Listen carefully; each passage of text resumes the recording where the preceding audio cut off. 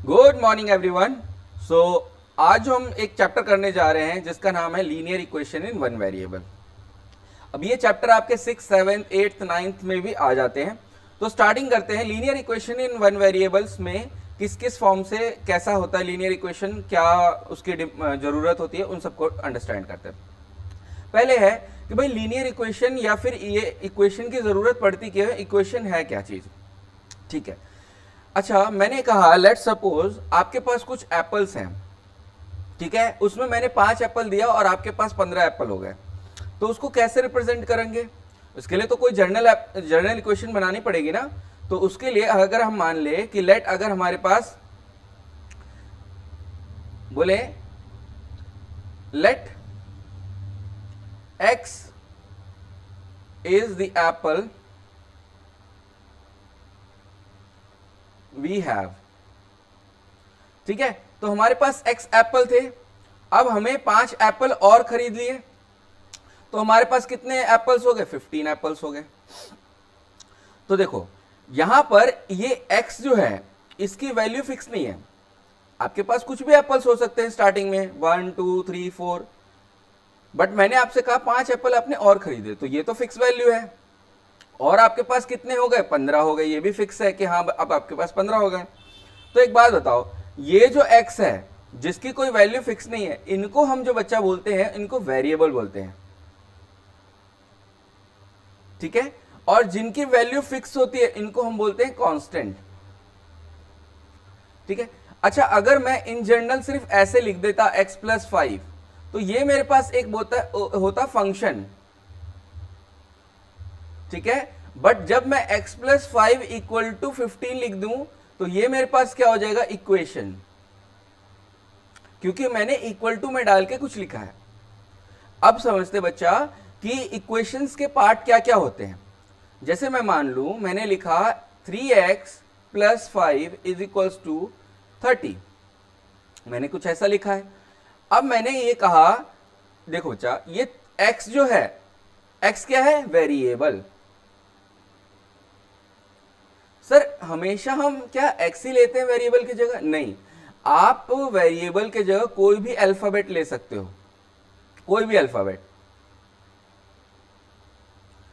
a से लेके z तक आप कुछ भी ले सकते हो। अच्छा वेरिएबल के साथ कुछ भी चीज मल्टीप्लाई हो रही होती है तो उसको हम बच्चा बोलते हैं क्या? Coefficient, coefficient. और जिसकी वैल्यू फिक्स होती है, जैसे इन दोनों की वैल्यू फिक्स है ना, तो इनको हम बोलेंगे कांस्टेंट। कांस्टेंट मतलब जिसकी वैल्यू फिक्स है। अच्छा एक चीज बताओ, क्या हमेशा कोफिशिएंट नंबर ही होगा? नहीं, देखो जो भी वेरिएबल के साथ मल्टीप्लाई होता है वो कोफिशिएंट बन जाता है। जैसे मैंने कहा 3xy plus 5 is equals to 30। अब मैंने क्या बोला? Coefficient of y। तो मैंने कहा y का कोफिशिएंट क्या? तो बच्चा y को छोड़ के उसके साथ जो भी मल्टीप्लाई हो रहा है वो उसका कोफिशिएंट है 3x। समझ गए मेरी बात को?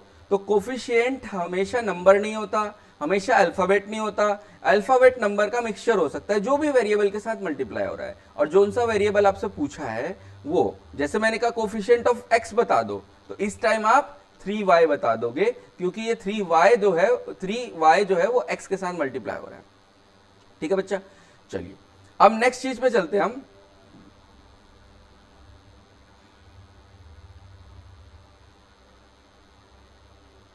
अब नेक्स्ट चीज पे हमारे पास क्या है? तो नेक्स्ट चीज पे हम क्या कर सकते हैं कि भाई अब इक्वेशंस को सॉल्व करने की कोशिश करते हैं। जैसे हमारे पास कुछ इक्वेशन दे रखे हैं, जैसे मैंने बोला 5x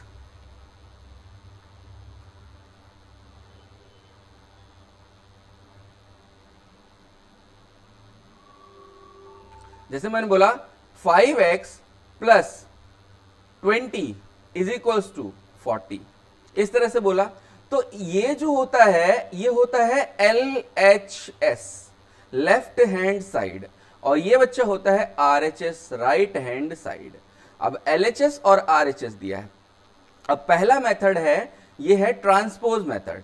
या तो एडिशन सब्ट्रैक्शन कर सकते हो, पहला मेथड जो हम बच्चों को जैसे स्टार्टिंग में सीखते हैं कि सर हमें जो है ना यहाँ पर सिर्फ और सिर्फ x चाहिए, तो x को सेपरेट करने के लिए, x को अलग करने के लिए हमारे पास ये 5 और 20 एक्स्ट्रा है, इन एक्स्ट्रा को हमें गायब करना है। ठीक है, तो हम कैसे कर सकते हैं? देखो 20 को गायब करने के लिए हम क्या कर सकते हैं, -20 कर देंगे। ठीक है, तो पहले 20 गायब होगा। अब बताओ बच्चा, यहां पर अगर -20 किया तो आपको यहां पर भी -20 करना पड़ेगा, तब तो इक्वल टू रहेगा ना दोनों तरफ। दोनों तरफ इक्वल चीज माइनस करोगे, जैसे मैंने कहा 5 में से 3 माइनस करो और 5 में से 3 माइनस करो। पहले मैंने कहा 5 इक्वल टू 5, अब मैंने कहा 3 माइनस करो, तो आपने बोला 2 इक्वल टू 2। तो इक्वल चीज माइनस करोगे तब तो इक्वल टू रहेगा। ठीक है, तो 20 और 20 खत्म हो गए, तो ये क्या हुआ, 40 में से 20 क्या बचा, 20 बचा, और ये क्या बचा, 5x। अब मुझे चाहिए सिर्फ x की वैल्यू, तो मुझे 5 को भी हटाना है। अब बताओ 5x के साथ क्या हो रहा है, मल्टीप्लाई हो रहा है सर। तो अब मल्टीप्लाई की चीज को हटाने के लिए क्या करोगे, डिवाइड करेंगे सर। तो डिवाइड करो किससे, 5 से। अब जब इधर किया तो इस तरफ भी करना होगा। ठीक है बच्चा, तो यहां पर क्या हो जाएगा, 5 से 5 डिवाइड हो जाएगा ना, ये 5x/5 ऐसे लिख दो, और ये 20/5 ऐसे लिख दो। तो 5 से 5 हटा दिया और 5 से 20 हटा दिया 4 टाइम्स में, तो x की वैल्यू क्या बची बच्चा, 4 बची। ठीक है, ये तो हुआ हमारा बहुत बेसिक वाला स्टार्टिंग वाला मेथड। ठीक है, अब हम जो चलते हैं कि एडवांस में किस तरह से करेंगे। तो मान लो 5x + 20 है इज इक्वल टू 40 है। अब जब हम लेफ्ट हैंड साइड के राइट हैंड साइड में, मतलब जब भी हम इक्वलिटी की चीज के इधर को उधर करते हैं, तो प्लस की चीज इक्वल टू के दूसरी तरफ जाती है तो माइनस हो जाती है, और माइनस की चीज इक्वल टू के दूसरी तरफ जाती है तो बेटा प्लस हो जाती है। ऐसे ही मल्टीप्लाई की चीज बच्चा क्या होती है, मल्टीप्लाई की चीज अगर इक्वल टू के दूसरी तरफ जाएगी ना तो डिवाइड हो जाएगी, और डिवाइड की चीज अगर इक्वल टू के दूसरी तरफ जाएगी तो मल्टीप्लाई हो जाएगी। मतलब प्लस का माइनस समझ लो अपोजिट, और मल्टीप्लाई का डिवाइड समझ लो अपोजिट। अब प्लस की चीज उधर गई तो क्या हो गया, माइनस। वेरी गुड, तो प्लस की चीज उधर गई, माइनस हो गया, और यहां क्या बचा, यहां ये बचेगा। सर हम तो 20 उधर लेके गए थे। ठीक है, तो 5x बच गया मेरे पास, 40 में से 20 गया 20। अब बताओ मुझे तो x चाहिए, ये क्या हो रहा है, 5 मल्टीप्लाई। देखो कुछ भी चीज अगर वेरिएबल के साथ चिपका होता है ना तो उसका मतलब मल्टीप्लाई होता है, ऐसे। ठीक है ना, तो अब मुझे तो x की वैल्यू चाहिए, तो ये मल्टीप्लाई की चीज है, ये इक्वल टू के दूसरी तरफ जाएगी, तो क्या हो जाएगा, x यहां बच जाएगा और 20/5 हो जाएगा, और यहां से ये कैंसिल होके ये 4 हो जाएगा।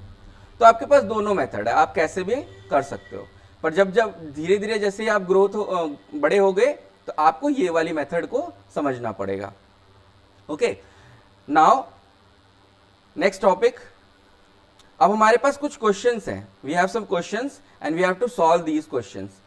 Okay, so I am giving you the questions, now try to solve by yourself, then after I will solve this question. Okay, pause the screen and then try to solve this question.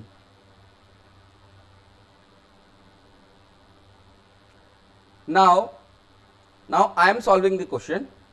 3x 36 plus का है, 36 is of plus sign, then it will move towards RHS and the sign will become negative. Okay, now 50 minus 36 is what, 14, and we have 3x left here. Now we have to separate x, so 6 will go towards the other side, and the multiply 6 is on multiply 6 is with 6 is multiplied with x, so it will move towards opposite side of x, then the sign will become divide. Okay, 6 is what, multiplied with x, now it will divide with 14. So 7 2s are, oh sorry, 2 7s are 14 and 2 3s are 6. So the value of x is what, 7/3. Now these question is for your homework purpose, try to solve these questions.